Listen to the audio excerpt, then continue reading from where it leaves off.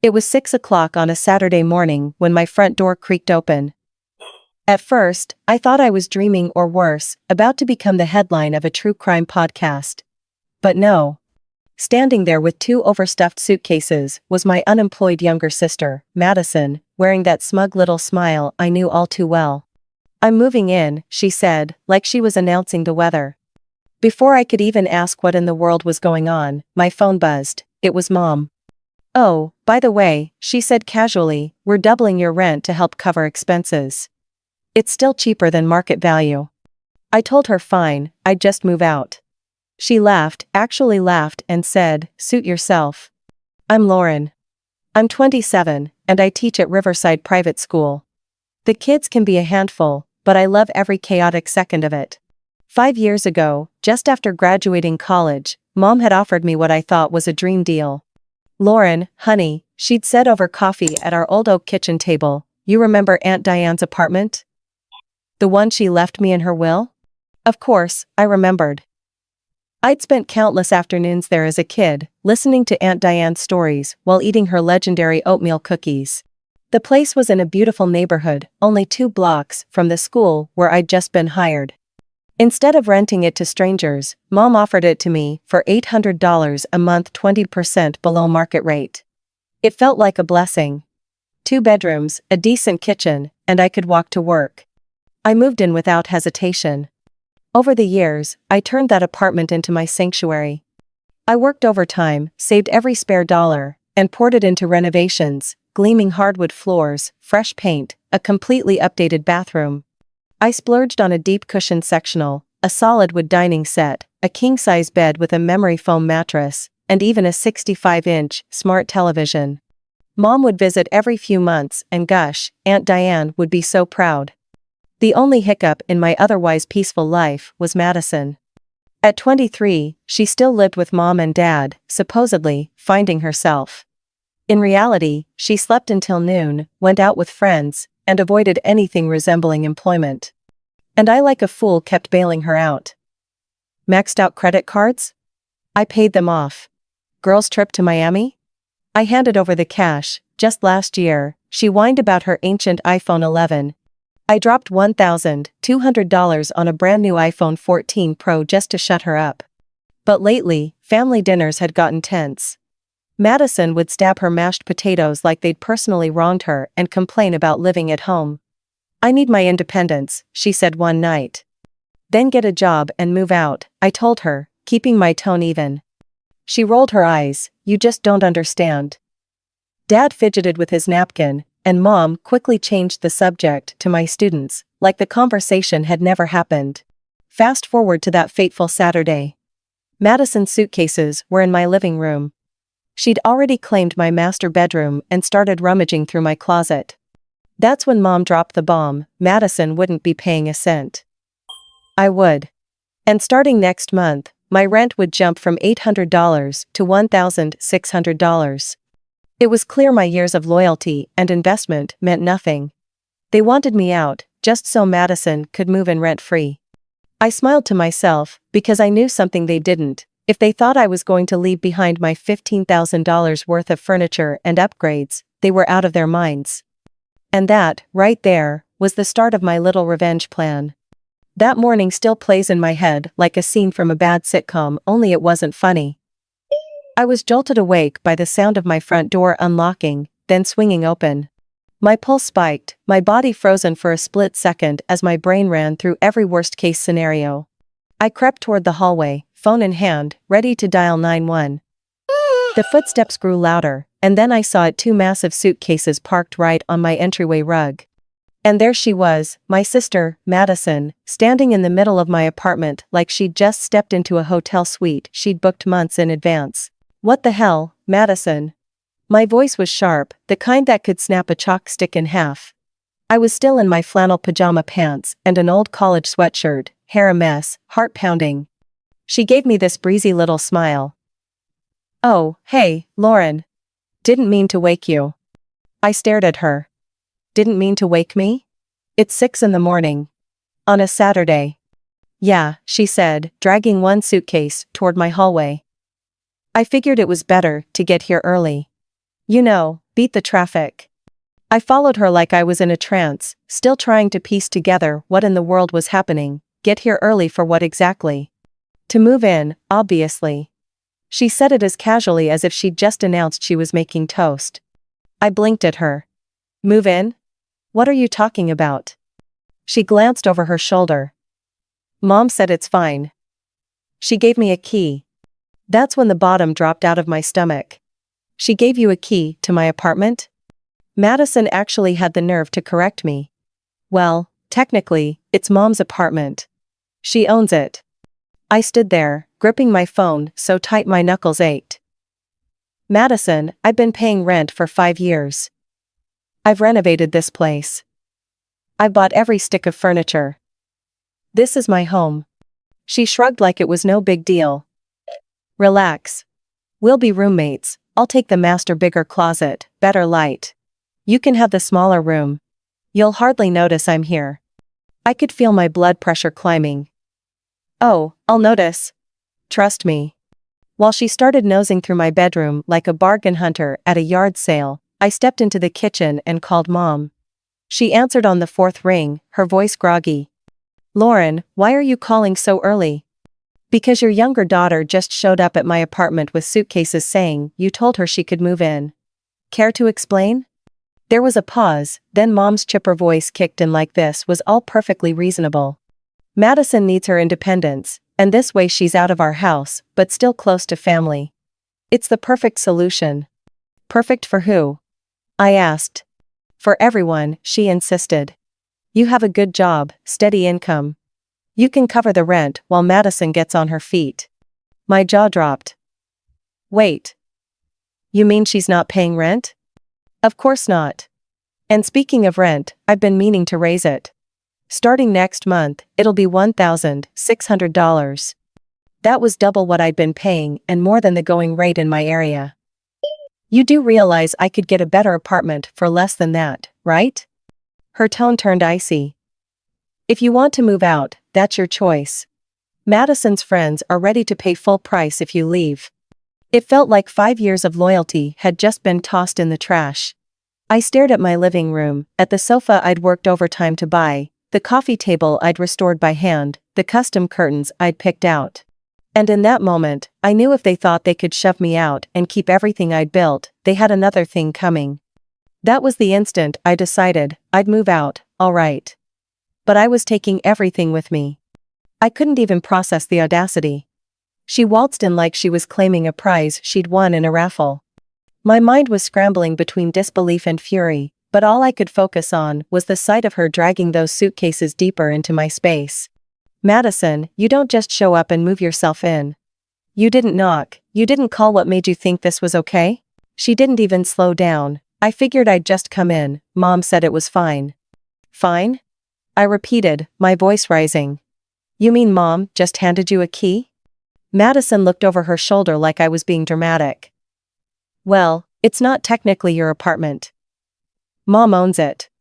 That single sentence landed in my chest like a block of ice. She was already stepping toward my bedroom, the master suite I'd spent months perfecting, king-size bed, the blackout curtains I'd custom ordered, the art prints I'd framed myself. This is the bigger room, right? Better view? Yeah, I'll take this one. Your what? She didn't answer, just yanked open my closet doors and started flipping through my clothes like she was shopping. You can take the guest room. It'll be fine. I felt my jaw lock. Madison, get your hands off my stuff and explain what's going on. She gave me a sugar-sweet smile. Mom thinks it's time I live on my own. This way I have my independence without being too far from home. And you won't be lonely, we'll be roommates. The world tilted. Surely this was some ridiculous miscommunication. I grabbed my phone and called Mom. My hands were shaking so badly it took me 3 tries to hit the right contact. 4 rings. Then her sleepy voice, Lauren, why are you calling so early? Because your other daughter is standing in my living room with suitcases saying you told her she could live here. Care to explain? Mom didn't even sound surprised. Madison needs to spread her wings, but she can't afford a place yet. This is the perfect arrangement. I felt my blood pressure spike. Perfect for who? You can't just put someone in my home without asking me. Her tone hardened. It's my apartment, Lauren. You've been paying below market for years. I appreciate the renovations, but that doesn't make it yours. I clenched my jaw, forcing my voice to stay even. Then at least tell me what Madison's rent share will be. And utilities, how are we splitting those? She actually laughed. Madison won't be paying anything. You'll cover the rent. You have a job, she's still finding herself. I stared at the wall in disbelief. You expect me to pay to house my unemployed sister? Without my consent?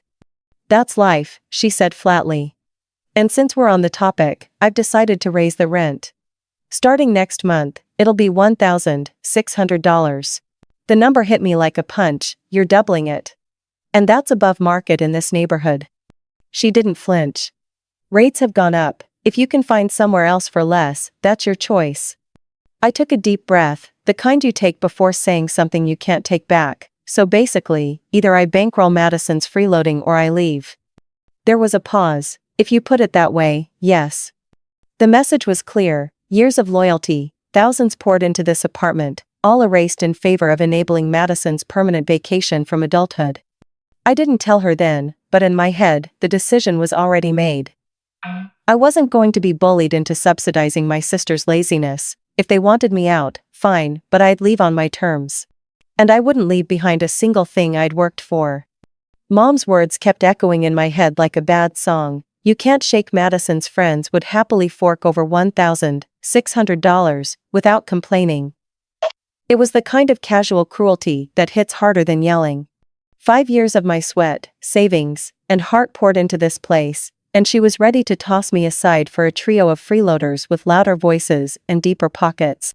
When I hung up, my fingers were trembling so much, I nearly dropped my phone. I forced myself to stay quiet, but every nerve in my body was lit up with a mix of rage and betrayal. And then, as if to twist the knife, Madison's head popped out of my bedroom, her hair a mess, a smug little smirk on her face. So, when are you moving your stuff to the guest room? I'd like to get settled in today. I managed one word, soon. My voice was flat, almost calm, but inside, I was anything but. That entire Saturday was spent glued to my laptop, eyes scanning rental listings, like my future depended on it, because it did. Every click felt like I was clawing my way out of a trap. Meanwhile, the soundtrack to my search was Madison blasting music in my former sanctuary, gossiping with friends about the epic parties they'd throw here. By nightfall, I had 3 prospects. None were perfect, each smaller than what I had, each more expensive than what I'd been paying before this absurd rent hike, but all offered one thing my current situation didn't: control over my own life. I booked viewings for Sunday. I barely slept. Sunday morning, I crept around like a burglar in my own home, making coffee quietly so as not to wake the queen in my old room. She snored on while I double-checked addresses and directions. The first showing was a bust. Photos online had been kind, but reality smelled like stale cigarettes and looked like ceiling water damage waiting to happen. The second was cleaner, but so overpriced it might as well have been gold-plated. Then came the third. A modest building about 15 minutes from school, tucked into a quiet neighborhood lined with maple trees. The paint on the exterior was a little faded, but the lawn was neat and the place felt lived in, not neglected. Mrs. Lee, the landlord, greeted me at the door with a smile warmer than the coffee I'd left behind that morning. The unit was small, just 1 bedroom instead of 2, but it had charm. Sunlight spilled through big windows onto real hardwood floors. The kitchen was compact but bright, the kind of place you could actually enjoy making Sunday breakfast in. Mrs. Lee named her price $950 a month, plus first and last month's rent and a security deposit. More than what I'd been paying originally, yes, but hundreds less than the extortion Mom was now demanding. And more importantly, no surprise roommates, no family entitlement, no late-night parties I didn't sign up for. I'll take it, I said without hesitation. We shook on it right there, and I handed over a check for the deposit before she could even give the standard "think about it." The drive back should have felt lighter, but reality had a way of sliding back in. I thought about every dollar and every hour I'd invested in Mom's property. The refinished floors. The custom curtains. The sectional sofa I'd saved for nearly a year to buy. The dining set I'd paid for with extra tutoring hours. My king-size bed, my television, my appliances all bought with my money, my effort, my time. And now Madison was planning to live in it all like it was hers. Not a chance. If they wanted me gone, fine. But they weren't getting a single thing I'd worked for, not the furniture, not the appliances, not even the coffee table I'd rescued from an estate sale and restored with my own hands. Leaving was inevitable. Leaving, empty-handed? Not in this lifetime. Madison hadn't earned a single thing in that apartment, and I sure as hell wasn't about to gift her the life I'd built there just because Mom thought she was special. That night, I sat at my kitchen table with a legal pad, sketching out a plan like it was a covert mission. First call was to Tyler, my friend from college who now ran a moving crew. "You working Wednesday?" I asked. "Yeah, why?" "I need my stuff out, fast. And it has to happen while my roommate is gone." He chuckled. "Sounds messy. You have no idea." Next, I called Rachel and Jason, two people who'd seen me through enough family chaos to know when I was serious. "Can you meet me Wednesday morning? Bring boxes, tape, whatever you can. We've got one shot." The timing was key.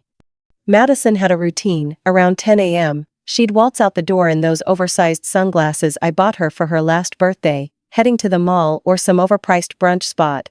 Not coming back until the evening. That gave me hours of uninterrupted freedom. When Wednesday arrived, I called in sick.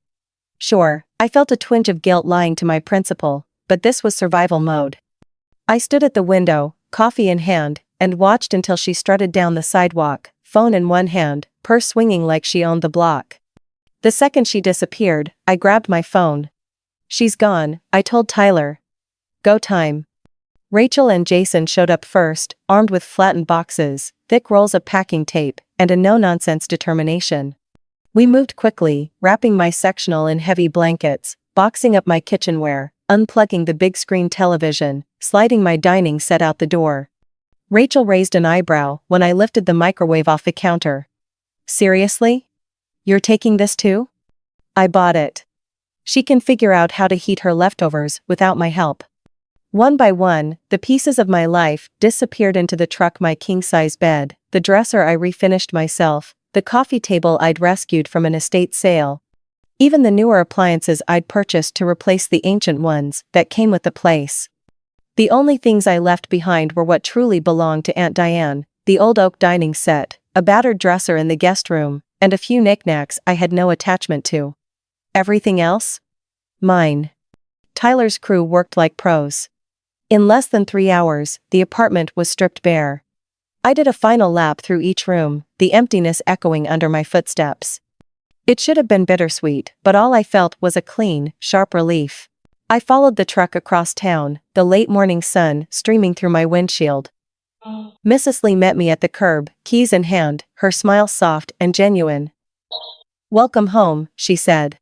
By mid-afternoon, the new place was buzzing with the sound of tape ripping, boxes sliding, and furniture settling into its new spots. Rachel and Jason stayed to help, and when we finally collapsed onto the sectional with slices of hot pizza, Jason grinned. "This place just feels right, no baggage, no freeloaders." I smiled back, exhaustion sinking into my bones in the best possible way. I'd done it. I'd taken control, refused to be cornered, and walked into a space that was truly mine. Around 9 o'clock that night, my phone lit up with Madison's name. I didn't answer. 5 minutes later, it lit up again. And again. Each ring was sweeter than the last, because I could picture her walking into that apartment, eyes darting around in shock, realizing every last luxury she'd been counting on had vanished.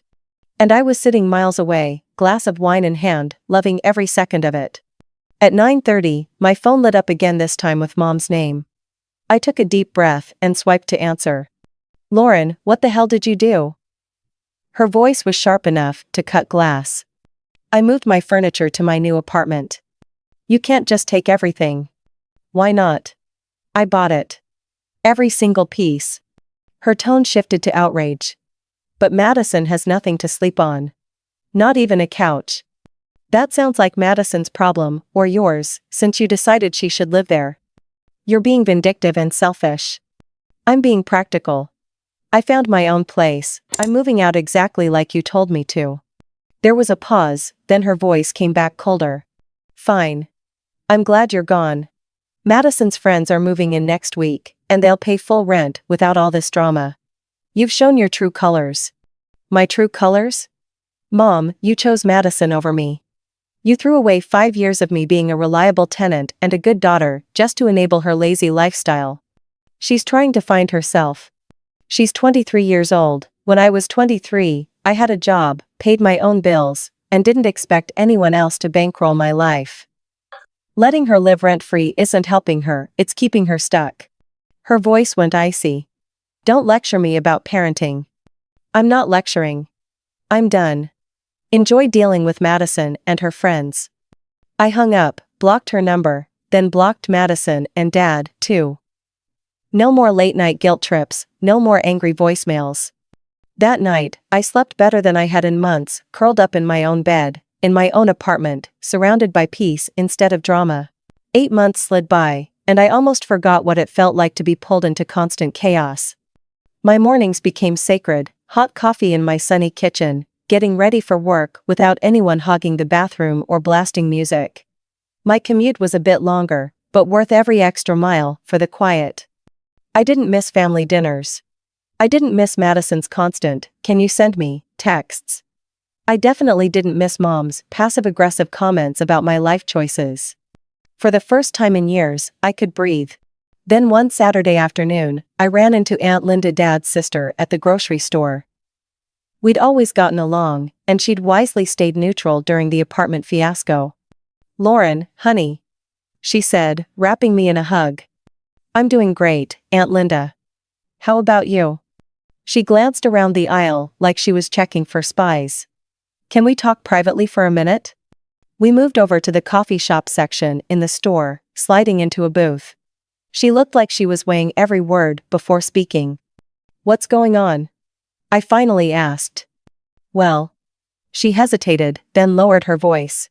"I probably shouldn't be telling you this, but you deserve to know.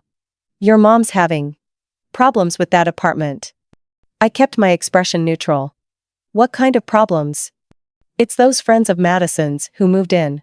They've been throwing loud parties every weekend, music until 3 in the morning, people coming and going at all hours. It's gotten bad." I almost smirked but held it in. "That's not even the worst part," she continued, leaning in. 2 weeks ago, they flooded Mrs. Thompson's unit downstairs." My stomach sank. I knew Mrs. Thompson well. She was the kind, elderly woman who'd lived in the building for 30 years. She kept her place spotless and had a stunning collection of antique furniture and rare books her late husband had spent decades collecting. "They left the bathtub running during one of their parties," Aunt Linda whispered. "Water came pouring through her ceiling, ruined thousands of dollars worth of her things. Some of those books were first editions." I sat back, stunned. Of all the people to get hurt in this mess, it had to be Mrs. Thompson. "How bad was it?" I asked, bracing myself. Aunt Linda's voice was low. "Bad. Really bad. Water poured through her ceiling, ruined furniture, priceless books. Some were first editions her late husband spent decades collecting." I felt my stomach twist. Mrs. Thompson wasn't just a neighbor when I'd lived there. She was the type who baked oatmeal cookies during my college finals and left them at my door with a handwritten note. To think of her treasures destroyed because of Madison's crowd made my blood boil. "What happened exactly?" I pressed.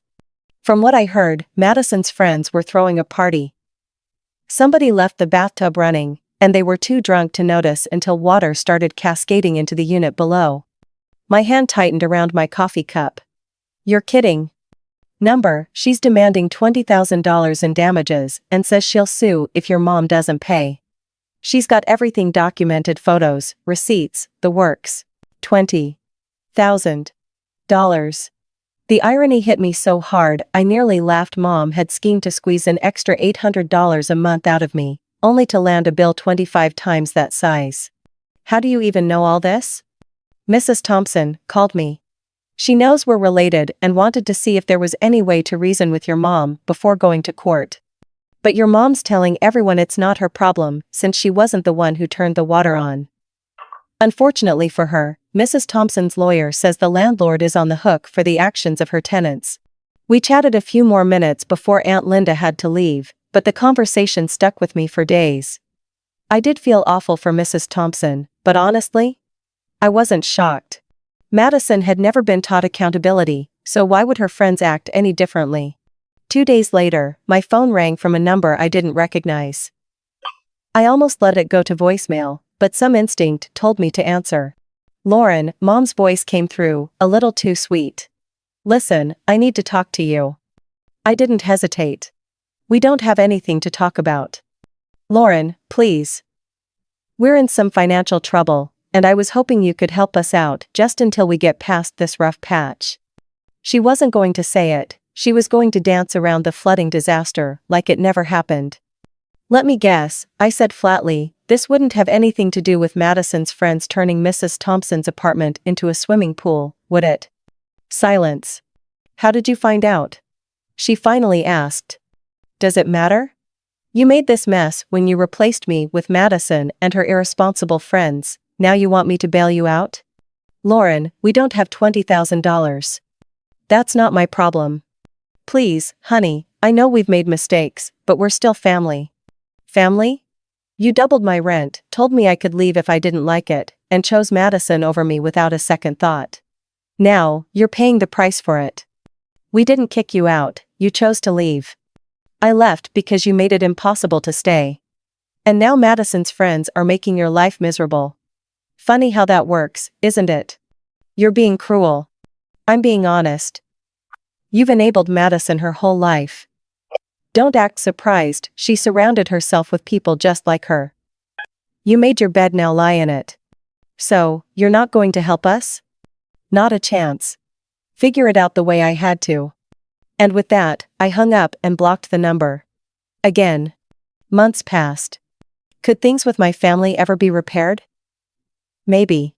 But it would require something they'd never been willing to give me before: an honest admission that they'd been wrong, and a genuine apology for how they treated me. And until that day comes, I won't pretend everything's fine just to keep the peace. I've learned that peace isn't something someone hands you, it's something you protect, fiercely, once you finally have it.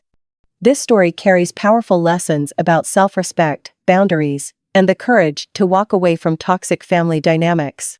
It shows that love and loyalty should never require sacrificing your own well-being. Lauren's experience is a reminder that financial independence gives you choices, and sometimes, the healthiest choice is to leave an unfair situation, even if it's with people you love. Many middle-aged Americans can relate to the pressure of helping out relatives, only to realize that the help has turned into enabling.